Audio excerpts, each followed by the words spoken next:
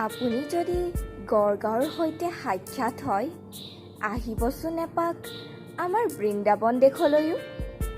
দেখিব তাত ঠন ধৰা নাহৰৰ ফুলবোৰত কৃষ্ণচূড়াৰ ৰঙেৰে আবৃত এটা মন, নীলা বগা সাজেৰে পৰিবৃত এজাক পখিলাই সোণাৰু বুলীয়া হাঁহি জুৰি সম্ভাষণ জনাব আপোনাক। দেখিব বৃন্দাবনৰ মাজে মাজে পৰিভ্ৰমী চৰাইবোৰৰ আলোকসজ্জা, মুখত মিচিকীয়া হাঁহি আৰু নানা ৰঙীন সপোন। ৰ'ব, ইয়াতে থমকি নৰ'ব, আৰু কিছুদূৰ আগুৱালে আপোনাৰ কাণত বিয়পি পৰিব সমাজ গঢ়াৰ গান, দেশ গঢ়াৰ গান। শুনিব অসমীক জীপাল কৰা জীৱনৰ জয়গান।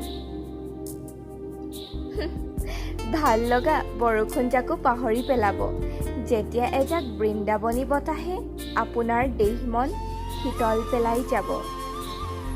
চকুহাল মুদি মাথো ক্লান্ত হৈ পৰিব আপুনি। সেউজীয়াবোৰত বিভোৰ হৈ নাচি উঠিব আপুনি। নিদিব এৰি আপোনাৰ কুহি কোমল মনটোক। সেউজীয়াবোৰৰ সৈতে বিলীন হ'বলৈ কিজানিবা মনটো উৰণীয়া পক্ষীজনী হৈ হেৰাই যায় বৃন্দাবনৰ সেউজীয়াবোৰৰ মাজতে।